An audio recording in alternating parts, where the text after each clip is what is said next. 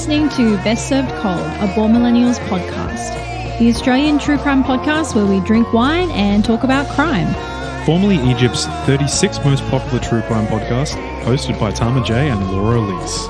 Sit down, relax, grab a drink, and enjoy this week's episode.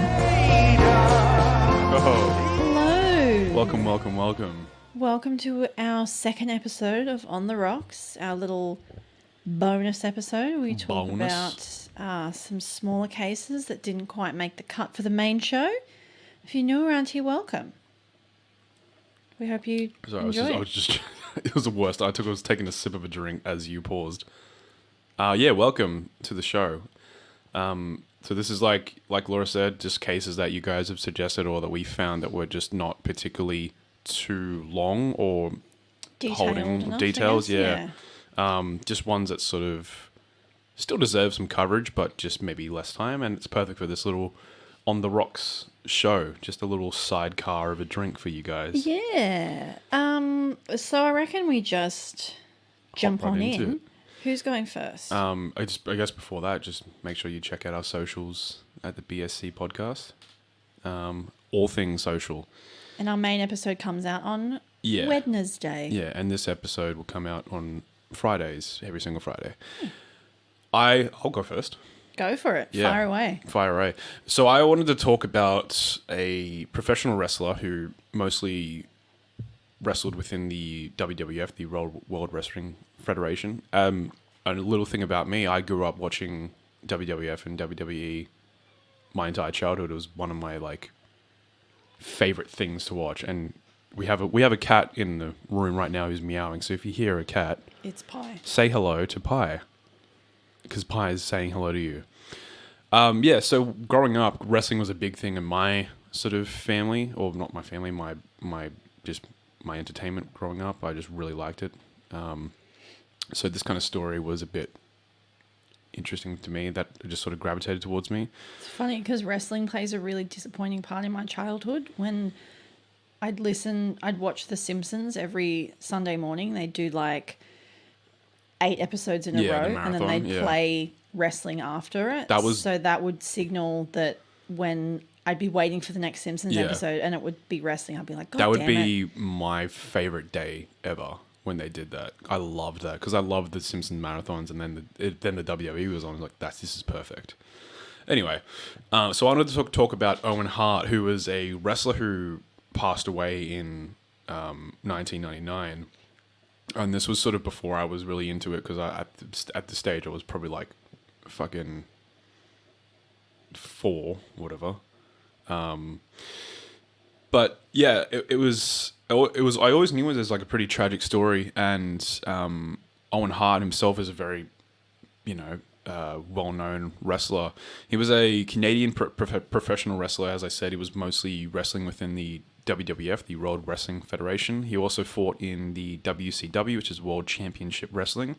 He was a member of the well-known Hart wrestling family who, if you know anything about wrestling, you know Bret the Hitman Hart is one of the most famous wrestlers of all time, and also part of the notorious Hart family, which was, I believe, was a family of 12 children who were all born to parents who were wrestling instructors. Right. So basically all the kids became fucking professional wrestlers.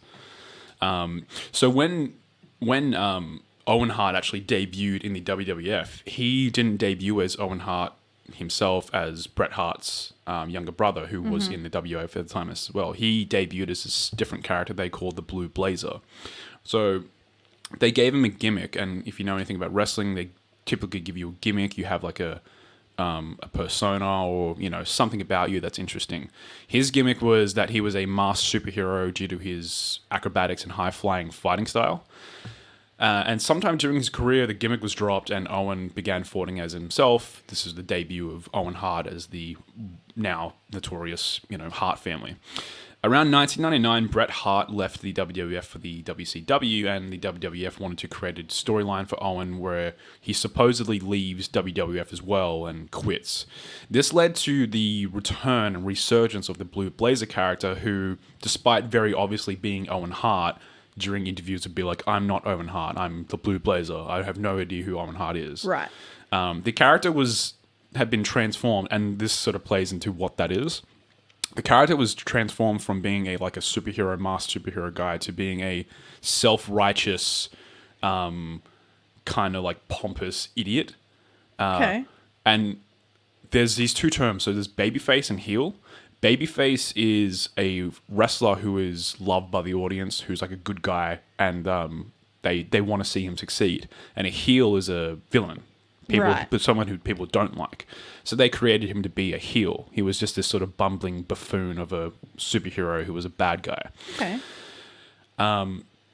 So this came in the 1999 sort of era. So this was during the Attitude Era of 1999, in WWF, which the Attitude Era was when WWF and WCW were fighting for ratings. WWF became a new sort of show with a bit more adult themes, a lot more blood, a lot more violence, a lot more cursing. And this saw wrestlers like Stone Cold Steve Austin who would bashing beers over his head and drinking. Right. Like this saw like a new era. And his thing was sort of being like, this is disgusting. I'm a superhero. I'm a super self-righteous superhero. Right.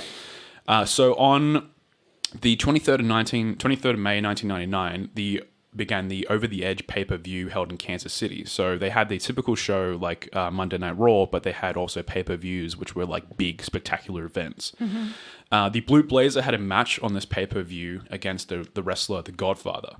Now, the Blue Blazer had an entrance gimmick of being lowered down from the rafters via a harness and a grapple line. He'd done this repelling thing a few times, but part of the gimmick was to play in with the buffoonish nature of the Blue Blazer. He was meant to be lowered down for dramatic effect just above the ring level, and when in position, he would act like he's tangled up and unable to release the harness, and then accidentally pulling the harness and falling flat in his face, like about, just like a meter or so from the ring. Mm-hmm. Not harmful. This was different to his usual one, where I think he was lowered down the ramp leading up to the ring, where he's just lowered onto it. Right. So this particular stunt had only been performed a few times, and it required the use of a quick release mechanism. This particular time, something seemed to go wrong with the harness, and as a result, while being lowered down, Hart had accidentally released too early and fell 78 feet, which is 24 meters, Jesus, from the rafters, landing chest first onto the top rope of the ring, flinging him violently into the ring. According to Hart's now widow, Martha, she thinks Owen must have been moving around in the harness while trying to get comfortable while wearing his cape in the process, accidentally triggering the early release system. The audience saw the entire thing unfold, though, as this was a pay-per-view event televised, instead of showing the fall, they quickly cut to a pre-taped interview that they filmed moments before the match with the Blue Blazer. Hart was taken to Truman Medical Center in Kansas City, where several attempts were made to revive him, though unfortunately he did die from his injuries, which were due to internal bleeding from blunt force trauma. He died at the age of 34, leaving behind a wife and 2 children. So the chairman of the WWF at the time, who still kind of is, I think, Vince McMahon, he had to make the decision of, should we release this pay-per-view? And ultimately he did, but they cut out, obviously, everything to do with Owen Hart. And at the very start of the pay-per-view was a tribute to Owen Hart. And the next Monday Night Raw that came on, they typically had this tagline of "War is Raw." Raw is war. They changed it for this one to be "Raw is Owen," just as a tribute to him. Nice. He was a very, very talented wrestler, part of the very famous wrestling family, the Hart family. A very tragic end, and really something that was just so fucking unnecessary to do. Something as silly as that, especially when it's only been done a couple of times. Yeah. Just really was unnecessary. So the actual footage of him falling to his death has been locked away in a vault with orders to not destroy it, not to duplicate it, and not to watch it. So there's absolutely no footage you can find of the fall, which is, I think, for the best. Yeah, I agree. I wouldn't want to see that. I don't think anyone who isn't part of the family or part of the WWF needs Would to want see it. that, being seen. Yeah.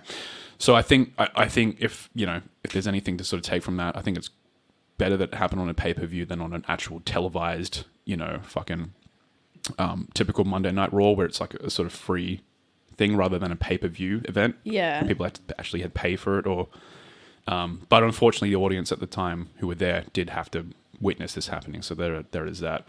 But anyway, the legacy of Owen Hart lives on today. He's just one of the most prolific wrestlers of all time.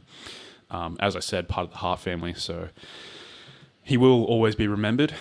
And it's just a tragic story, really. And that's that. Wow. That's really sad. It's very sad, yeah. Like you said, he left behind children, which is always not a good thing. But his wife won a successful wrongful death lawsuit against the company. So, that is something, I guess. Yeah. But yeah, that's the story.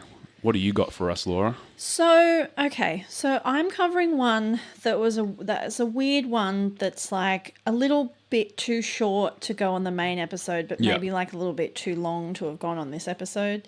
So we'll see how long this takes. Cool. So for reference, I usually do like 5 or 6 pages of notes, and this is like 2.5 pages of notes. So I'm going to be talking about Nancy Doss, aka Nannie Doss, who is also known as the Giggling Granny, the Lonely Hearts Killer, the Black Widow, or Lady Bluebeard. Okay. So Nannie Doss, whose birth name is Nancy Hazel, was born November 4th, 1905. She was one of 5 children with 3 sisters and 1 brother, and she was born into a family of farmers in Alabama. So as with many poorer families at this time, Nancy didn't get much schooling. The schooling she did have was sporadic, and then she got pulled out when she was quite young because her father was a very controlling and abusive man, but also needed all the children out of school to work on the farm. So at age 7, while travelling via train, the train came to a very sudden stop and Nancy was kind of propelled forward and hit her head on the metal bar in the seat in front of her. Rough. So after this, for many years, she would suffer severe headaches as well as sporadic blackouts and sort of severe bouts of depression as well.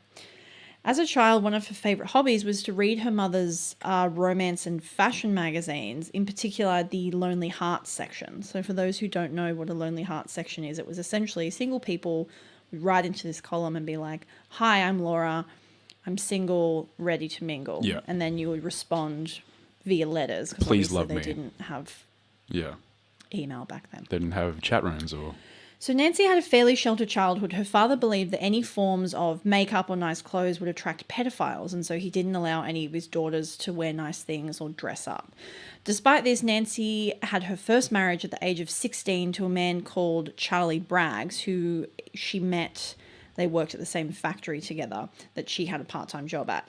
And after only 4 months of dating with her father's approval, they were married and went on to have 4 daughters together: Gertrude, Zelma, Florine, and Melvina. Right. Very old school names. Very old school names. However, marriage wasn't a happy one, with both spouses cheating on each other constantly. Nancy began to drink heavily, eventually sinking into severe alcohol and nicotine addiction. So in 1927, 2 of Nancy's children died. Zelma on August 30th, 1927, and Gertrude less than a month after that on September 25th. Both children were perfectly healthy and died suddenly. This was put down to suspected food poisoning, but shortly after this, Charlie took one of the remaining 2 children and fled. So he left Nancy with their last daughter, Florine, as well as his own mother, who had insisted on living with the couple even after they had been married. Right. So shortly after Charlie left, his mother also passed away. Charlie and Nancy were divorced, and in 1929, she met her second husband, Frank Harrelson, who was another, alcoholic, abusive, cheating, lovely man. Yep. So they met via a Lonely Hearts column, and they sent letters back and forth before meeting in person, and their marriage ended up lasting for 16 years. In 1943, one of Nancy's remaining living daughters, Melvina, gave birth to Nancy's first grandson. And in 1945, the second grandson was born, but he died shortly after Melvina gave birth to him. Now, Melvina has sworn that as Nancy held her brand new grandchild, she was the first person that held him when he came out. Melvina swears that she saw Nancy discreetly press a large hat pin through the baby's skull into its brain. When questioned, Melvina's husband told her that Nancy had told them that the baby was born dead and the doctors were never able to explain the newborn's passing. Shortly after this, Nancy was babysitting the first child of Melvina's, and after they'd had a particularly nasty fight, Melvina returned home to find her son Robert had died. Doctors listed his death as asphyxia from unknown causes. 2 months later, the life insurance policy that Nancy had taken out on her grandson Robert came through, and Nancy collected the $500 payout. Still married to her husband Frank, the country celebrated Japan's surrender in World War II in 1945. A heavily intoxicated Robert came home after a night of revelry and forced himself upon Nancy. So to this, Nancy responded by finding his homemade corn whiskey, which he had buried in the backyard, because apparently that was how you used to store like moonshine, homemade moonshine. Okay. And she laced it with rat poison. Okay, that'll do it. And around a week after this, obviously taking drinks of it every night, Robert died. Like her grandson, Nancy had taken out a life insurance policy on Frank, and with this money, she bought a plot of land and a house near Jacksonville. Her next husband, she again met through the Lonely Hearts column in 1952, and they were married after only knowing each other for 3 days. Arlie Lanning was like her husband before, a drinking womanizer, and so when he mysteriously died, doctors attributed his death to heart problems from his excessive drinking. Soon after this death, their house mysteriously burned to the ground, and Nancy again collected a nice sum on the insurance payout. She was remarried to a man called Richard Morton after meeting him through a dating service called the Diamond Circle Club. He also routinely cheated on Nancy yet again. However, Nancy is initially too busy to notice or care about his cheating because in 1943, her mother falls and gravely injures her hip, meaning that she requires a constant carer. Right. After Nancy returns home, agreeing to care for her mother mysteriously dies. And then one of her sisters, just after having seen Nancy a few days after, also dies. While all of this has been happening, Nancy has been too busy dealing with her husband's wandering eyes, but after the death of her mother and sister, she returns home, and shortly after returning home, Richard mysteriously dies, after only having been married to Nancy for 3 months. So Nancy's final husband was a man called Samuel Doss, which is where her name Nannie Doss comes from. Samuel was neither abusive nor a cheater nor an alcoholic. He was simply a committed Nazarene priest who encouraged Nancy to not fill her head with useless romance magazines. He was like, woman, read an actual book for once, Right. basically. She responded to this by feeding him a prune cake laced with rat poison. She likes the rat poison. She loves the rat poison. Samuel spent a month in hospital recovering, during which time doctors tried to sort of figure out what had been wrong with him. They put it down to a digestive tract infection. However, the police are like, no, she did it, but we can't prove it. Yeah. So once he had recovered after a month in hospital and returned home, he was then fed poison-laced coffee and died shortly after returning home from the hospital. But this is where she made a mistake. So doctors and police kind of already knowing what she'd done and just needing the proof. Yeah. When she tries to collect on the 2 life insurance policies she'd taken out on Samuel, they're like, we have to do an autopsy. So they finally do an autopsy, and the coroner finds huge amounts of arsenic in his body. And finally, in 1954, Nannie Doss is arrested. Soon after her initial arrest, she confesses to the murder of 4 of her 5 husbands. However, after her initial confession, she gives police enough evidence to exhume past family members who they also suspected her of killing, and all of them are found with enormous amounts of arsenic or rat poison in their bodies. Sheesh. However, Nancy is never formally charged with any of the deaths of the family members or children's murders. Doss blamed her murderous escapades on the brain injury that she'd suffered when her head hit the metal rail in the train. And journalists gave her the nickname the Giggling Granny because every time she would tell the story of how she killed her husband, she would laugh.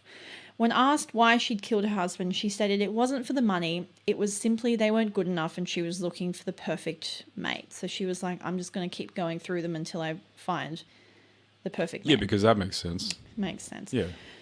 So Nannie Doss eventually dies of cancer in prison in 1964 while serving a life sentence after being saved from the death penalty because of her gender. Right. And that is the story of Nannie Doss. Well, that's one way to do it. If your relationship isn't working out and you want to get out of it, just, Chris Watts it. Full reset. Yeah, so it's pretty much suspected that she killed around 12 people. Yeah, including children and grandchildren. Yeah, that's fucked up. So they think that she killed her daughter Zelma, her daughter Gertrude, Melvina's unnamed baby, her grandson Robert, her husband Frank, her mother Dovie, her sister Dovie, her mother-in-law Sarah Lanning, her husband Arlie Lanning, her mother Louisa Hazel, her fourth husband Richard, and her fifth husband Samuel. Jesus Christ. Yeah, that's quite a tally. Yeah. Jeez. Creepy. That's the story of Nannie Doss, the giggling granny. There you go. That's not a good name as well. That's terrifying. Super creepy. Yeah, hey? very creepy. That's like a horror movie waiting to happen. And she's got this weird I don't know how to describe it. Like when you see photos of her, it's almost like this childlike quality about her. Right. Like there's all these photos of her with this big grin on her face, laughing, and I don't know how to describe it. Yeah, it's like this almost childlike quality to her. Like you can maybe tell that she's not quite all there. Yeah, I can see that. Yeah. Yeah, right. Yeah, I think it's hard to tell with cases that are this like sort of long ago, but a lot of it does seem to stem from like being raised and growing up as like someone who probably didn't really get to experience like their own childhood. Yeah, or like, she didn't really have a life. Yeah, like she wasn't allowed out of the house where we're wearing certain clothes or makeup. Like it just seems like, yeah, I don't know, something sort of must have happened in that period of the time. Because you see it a lot with like even recent cases, like very strict parents sort of leading, not to say like being a strict parent is going to lead your kid to become a serial killer, but like, Yeah, it definitely is a bit of a, just don't be horrible to your kids. Yeah. There you go. Just raise your kids as the best you can. That's all you can do. Yeah. Well, I think that probably... That's it. That's it for this week's On the Rocks. Yeah, it's just a little teaser, and then, you get the full package on Wednesday, not Monday. I'll give you a full package. Oh, wow, okay. Hey. Oh. But thank you for listening. Make sure if you listen to us on Apple, we would love it if you could leave us a nice little review. It helps us in terms of how we chart. Mm-hmm. And you can follow us on our socials at the BSC Podcast. We're on Facebook, Twitter, Instagram, and TikTok. Yeah. Everything, basically, that you would need to follow us on. Yeah, anything that you could possibly want to follow us on. Yeah. And that's it from us. Yeah, we'll catch you on Wednesday. We do a short bye for a short episode. Bye.